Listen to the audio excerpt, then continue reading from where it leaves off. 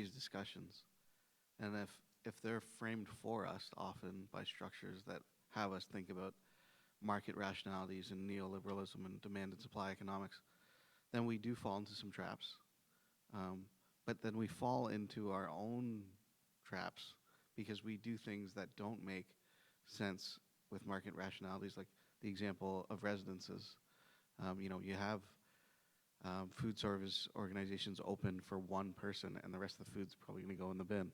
But we do it because it's a commitment to be able to provide the right thing for students, right? So at times we absorb costs when necessary, but at times we don't. And those are decisions, and they're political decisions. So it's kind of like navigating, when are we really only talking about cost and when are we not? We've mentioned concrete barriers, sort of taxation of bringing food from the outside, and what that does to intrude upon gatherings and feasts and ceremonies. We could commit to sponsoring those kinds of things as a university if we wanted to.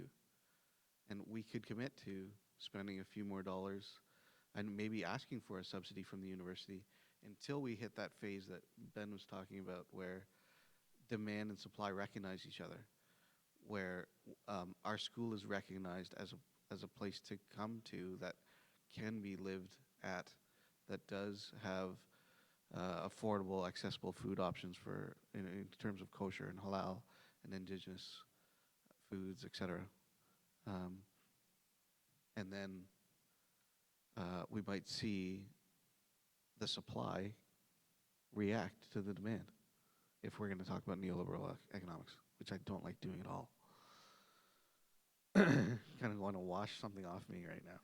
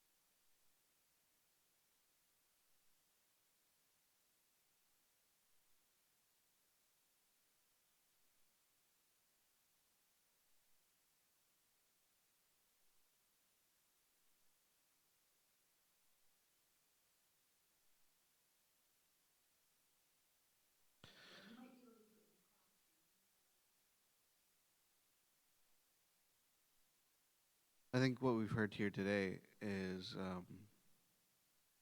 raising issues incrementally as individual problems that are indicators of larger systemic problems. But when we address the particulars, how Joshua was talking about seeing a barrier in terms of having access to the ability to produce corn soup in its traditional form and sense, and having that available for a celebration or feast. What that does in terms of sending a message to the community that we're welcoming, that we're recognizing of certain practices, that we're appreciative and respectful of them is one thing.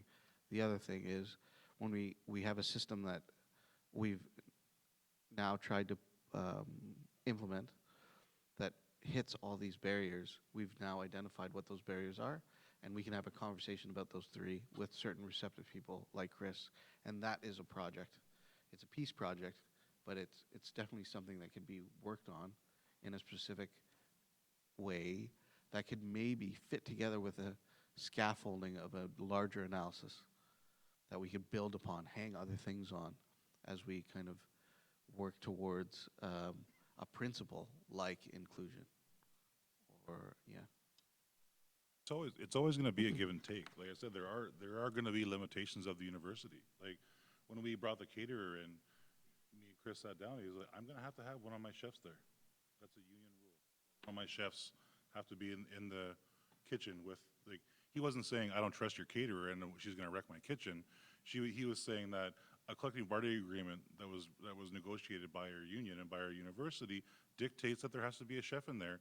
And he's like, and I can't absorb that cost because he's helping you for that day. So could you absorb some of the cost for that? And I'm like, yeah, sure.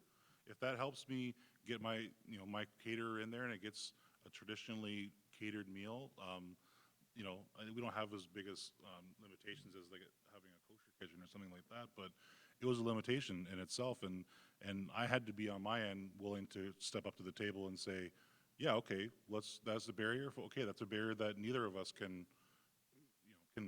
hop over. We have to come to an agreement to get around it, and this is how we're going to get around it. And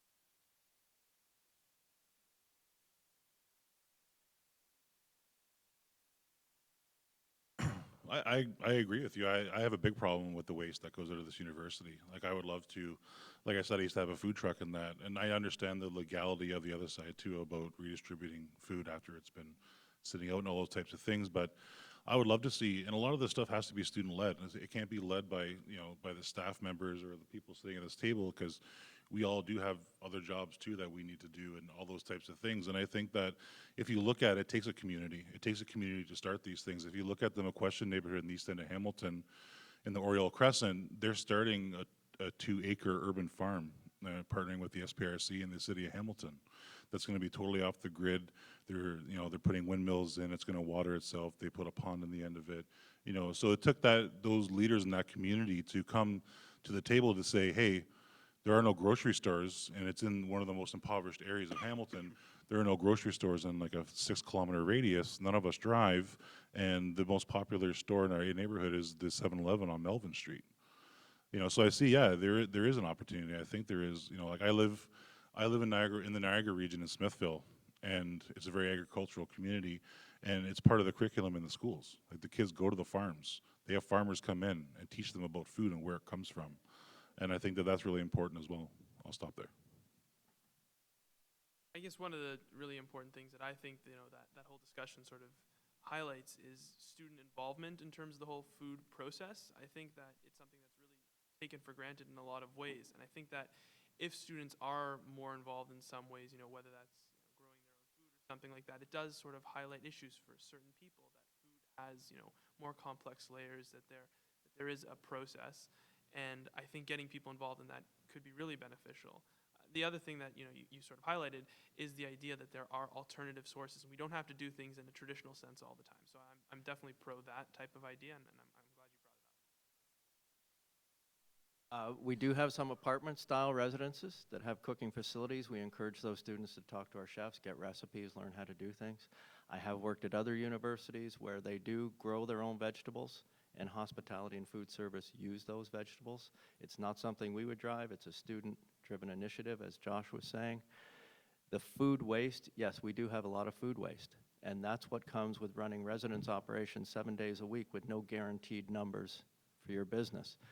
I worked for a facilities management company. We ran food service at Queen's University, which had an all-you-can-eat location, so the food waste was incredible.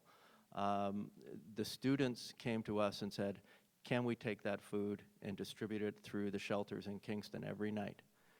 Obviously, we have concerns about that. You can't take trays of chicken and put them in your trunk and drive them around town. And we've had the same conversations here.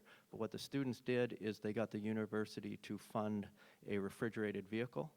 They have a committee that follows food safety and HACCP controls, taking temperatures when the food goes out onto the truck. When it's dropped at the shelter, they're recording temperatures. It's called Soul Food, which is their initiative, and the university funded that vehicle. If that happened here, we'd be more than happy to do what we can to give that back to them. Good questions.